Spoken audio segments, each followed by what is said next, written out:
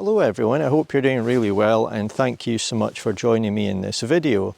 I've recently completely changed all the camera gear that I use for my photography, and in this video, exactly as the title and thumbnail suggests, I'm going to talk about what I've bought in terms of my new camera, some new lenses, and I'm going to discuss the type of things that I considered and thought about when I decided on a specific camera brand to go with.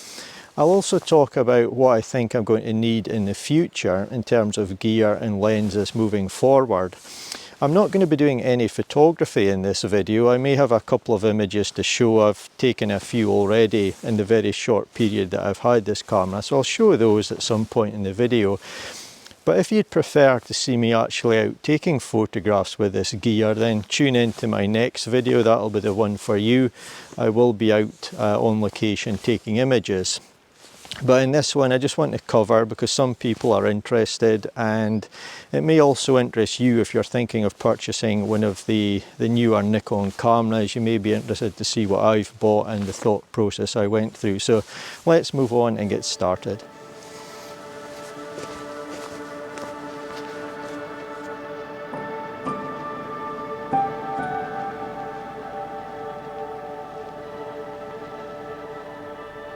So something really important for me to cover at the beginning of this video is what exactly do I need the camera for? What do I do? Well, I want the camera for my landscape photography and for wildlife photography. Those are by far my two main priorities. A third important factor, but of much less importance to me personally, is the video capabilities of the camera. It is important, but I'm very much a photographer. However, I do need to record video at times, so if it can take good video, that is a very welcome bonus to me.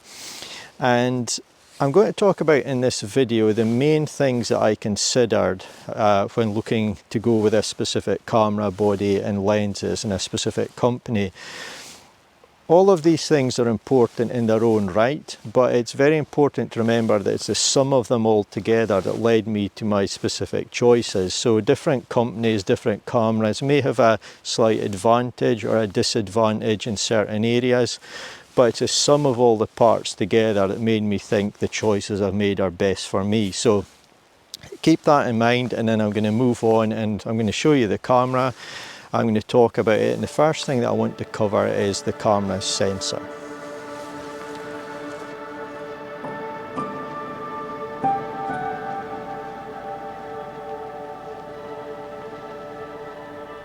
So this is the camera that I've bought. It's the Nikon Z8. I've got a lens on it at the moment. I'll talk more about lenses at the end or later in the video. They're really important.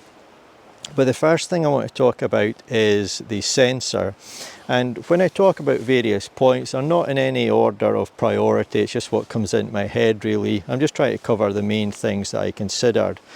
But this is a full frame sensor. It's a stacked CMOS sensor, and it's 45 megapixels or 45.7 megapixels to be very precise. And it's got tons of dynamic range, as most of the modern sensors would have on equivalent camera bodies in this price bracket. So the stacked CMOS sensor, it's fully electronic, and it can be completely silent if you turn off the noises, and that's going to be really good for my wildlife photography for two reasons. My priority when I'm doing wildlife photography is not to disturb the wildlife, so a silent camera is going to help with that. And then of lesser priority, but as a photographer it will hopefully help me get better images. If I'm not disturbing the wildlife, I should be able to get better images, so I think that's really important. And the stacked CMOS sensor, I should be able to use this silent and not have any negative effects in my images that you can get when the readout speeds are too slow. So this one should be really good for my wildlife photography. In terms of megapixels, I think 45-ish is a very good number for me. For landscapes, when I'm looking at my images on a computer, they're going to be really nice for me to look at. Same for wildlife, and that is important to me because I spend an awful lot of time editing images. It's what I do. But In terms of my landscapes, on a day-to-day basis, I don't need that many megapixels, but on occasions throughout the year, just a small amount of times throughout the year, I will print really large, so having that megapixels will help. You can of course resize using software, but I just prefer to have the megapixels to cover it. I don't really crop my landscapes, so it's not really an advantage to me. I'm not someone that takes an image and then crops into a very small section to produce the final result. I just usually take them as I set them up on location, other than to make a change for aspect ratio. But for wildlife, I think being able to crop is really important. We can't always get close enough to the wildlife that we're photographing. That can be out of respect, not wanting to disturb them, or we just can't get close enough, or it's a bird and it's too far off. So being able to crop in a little bit, I think, is really important for wildlife. Also, even if we're really skilled at wildlife photography, a fleeting moment, a bird flying past really quickly, you can't always get it framed perfectly in camera like you have the opportunity to do with the much slower paced landscape photography. So being able to crop a little bit, I think, will be very useful. So that is one of the things that I really considered when looking at buying this camera.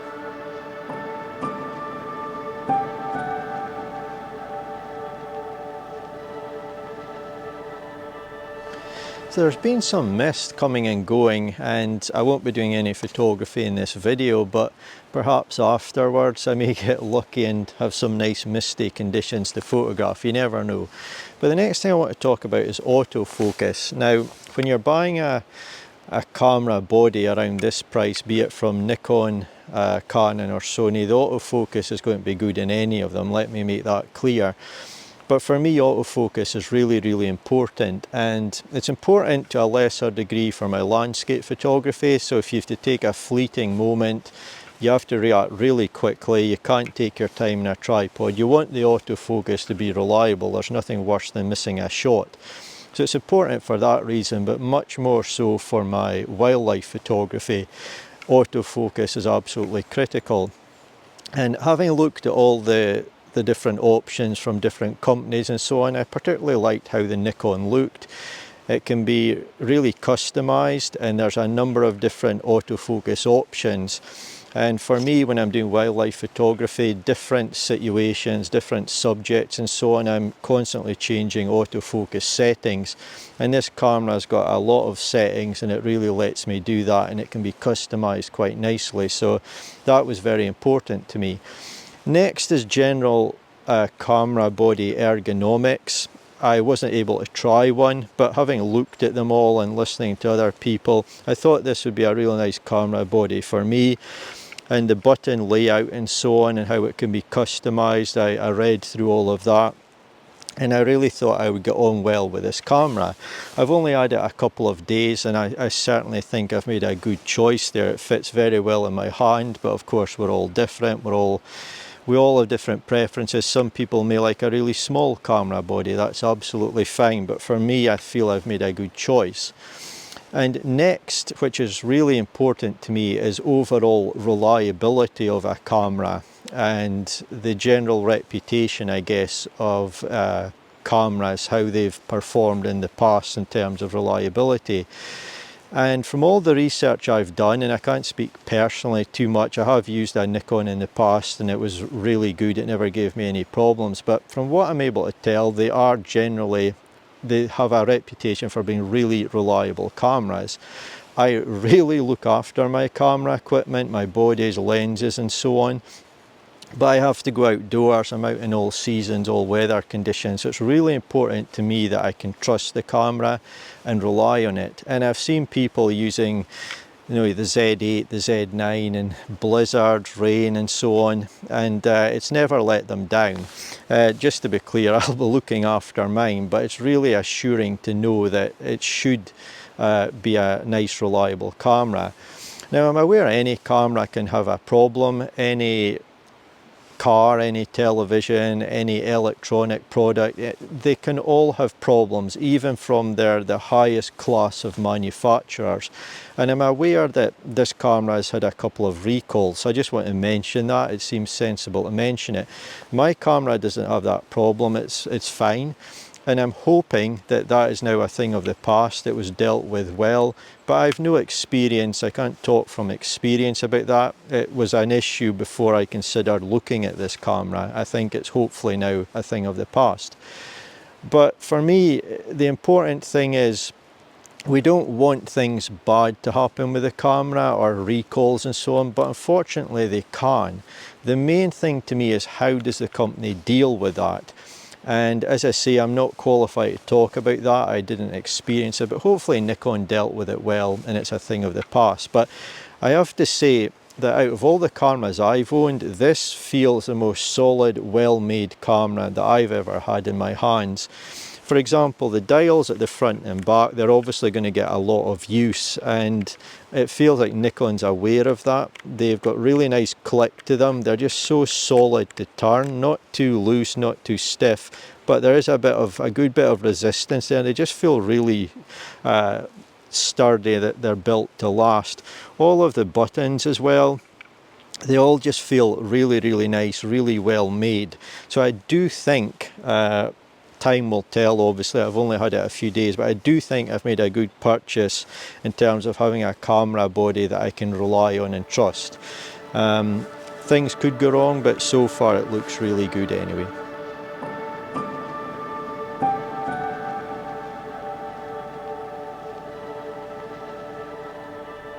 So the next thing that was incredibly important to me when considering a camera body is the availability of the lenses. Which lenses can I buy? What do I need? I think it's a crucial factor to consider. Really look at the lenses available to you when you're purchasing a camera body. And for me, as I've talked about earlier, it's landscape photography and wildlife photography. So I wanted to be able to buy a camera body and some lenses that would pretty much cover what I need, at least to begin with. And I'll talk about my future plans in just a couple of minutes. So typically for landscape photography, I like to cover all the way from 24 to 200 millimeters with no gaps if possible, over however many lenses that I need. Ideally as few lenses as possible for carrying weight. Just seeing some huge birds here in the trees behind the camera. And typically I would get a 24 to 70 and a 70 to 200. But I think and I would like f4 lenses, but in the Nikon Z lenses they didn't have a 70 to 200 f4 model. There is an f2.8, but it's heavy, so I didn't really want to get that, something that heavy which only covers 70 to 200. But then of course they come out with the 24 to 120 lens, and that's what I've got here. 24 to 120 millimeters f4S lens. And I did some research on this lens and I felt it would be excellent for my landscape photography. A fairly light lens, and I've only had the camera for a few days. I've been out a couple of times, took some test images, took some other images as well, and I'm really impressed with it, and I'm really pleased about that. I thought I would really like this lens, and so far so good. I'm really pleased with the image quality. I've done a number of tests, and again it's well built and it's quite light, so it's going to be excellent for my landscape photography. But then of course we need something, or I prefer to have something that covers up to at least 200 millimeters.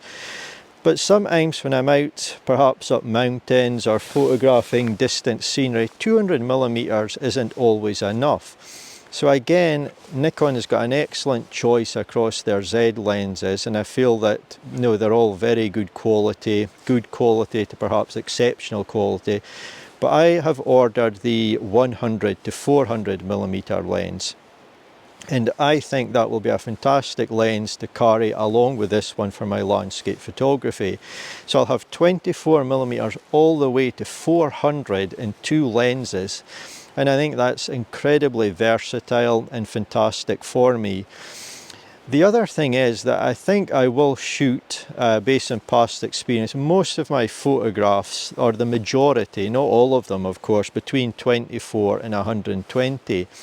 So why I like this lens setup as well is that I'm not going to have to change lenses quite as much. Often 70mm can be just a little bit short, but I've got all the way up to 120 on this lens, so this will be on my camera most of the time for landscape photography, and I won't have to change lenses quite as much. It's an excellent lens just to carry one lens on the camera body, look at new locations and so on as well. But the 100 to 400, I do shoot telephoto a lot, and I think it's going to be a fantastic lens.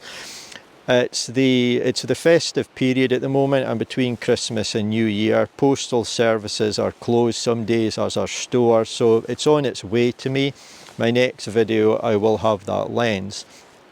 And it's a 4.5 to 5.6 lens, and that's what I'm planning using initially for my wildlife photography. I think it will be a fantastic wildlife photography lens.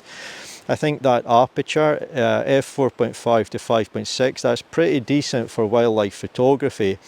And yeah, I think that's going to be a really nice lens for walking around doing some wildlife photography as well. At 400mm, it's probably going to be that or close to it that I'll be using that lens for a lot of the wildlife that I do, but I know I'm going to need a longer focal length than that moving forward. So I want to talk about my future plans now.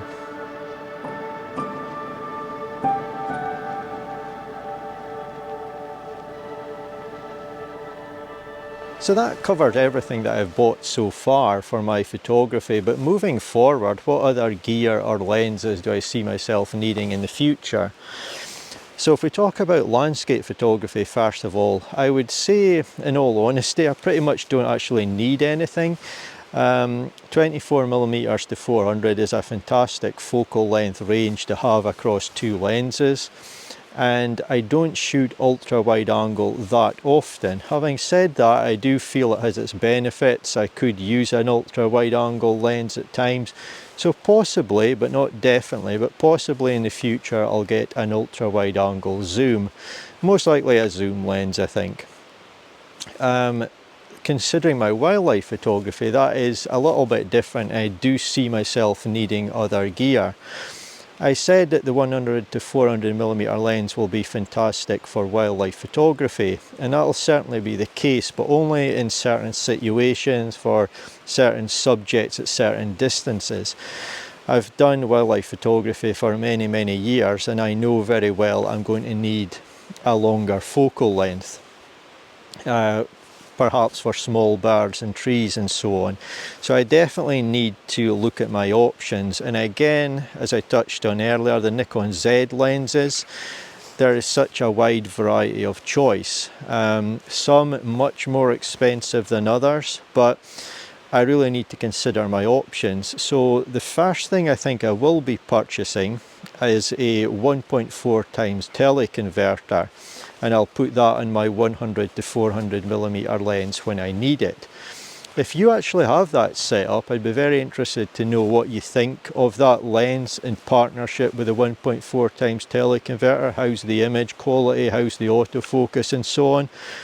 I believe from the research I've been able to do it should be pretty good, but I'd always like to hear people's opinions. Then moving on from that, I will end up at some point purchasing a lens with a much longer focal length. There's a lot of choices.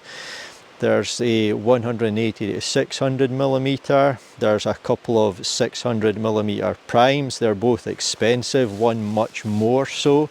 It's got a built-in 1.4 times teleconverter and so on. They're a hugely expensive lens, but probably a dream lens to many wildlife photographers. There's an 800mm prime as well, so there's lots of choices, lots of things that I could do. There's even a 400mm lens prime, and then I think there's another 400mm lens, an f2.8 with a built-in 1.4 times teleconverter. Fantastic lens, probably not one I would buy considering I've already got the 100 to 400, but yeah, lots of different focal lengths. some with a built-in teleconverter, some with a wider maximum aperture than others. So lots of choices depending on requirements and budget. So lots to look into there. But in the future, at some point, I will purchase another lens for my wildlife photography. But for now, I'm going to use the 1.4 times teleconverter. So I'll probably be ordering that in the near future. And I see it as an investment because it should work well on whatever lens I buy in the future. So I can put the 1.4 times teleconverter on that as well. So yeah, that's how I see things moving forward.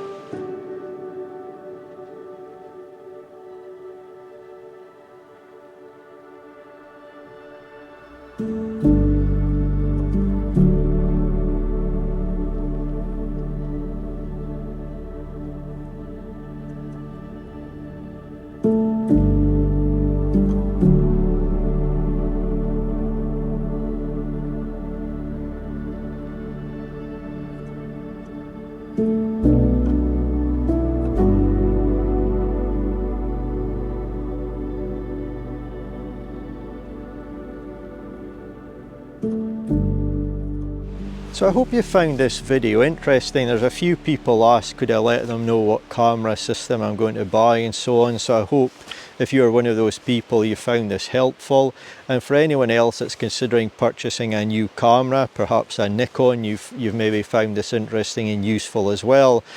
I've decided just to make this video dedicated speaking about my new purchases. It's not always the most interesting of videos, but to some people it will be useful and informative, hopefully. And I've hopefully stuck to exactly what my thumbnail and title says.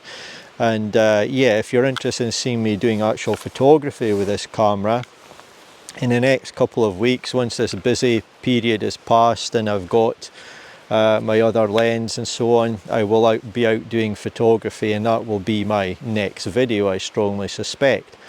But as always, I really do genuinely appreciate you taking the time to watch. I hope you've got something from this video, and I do hope to see you in my next one when I will be doing photography with a Nikon Z8.